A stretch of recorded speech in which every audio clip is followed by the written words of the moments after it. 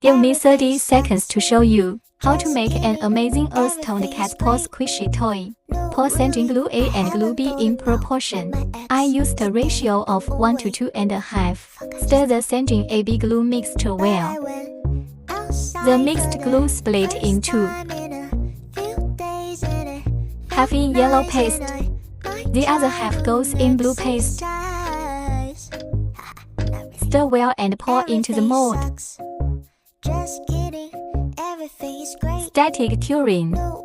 Release with care. A super beautiful one. Earth-colored cat claws are born.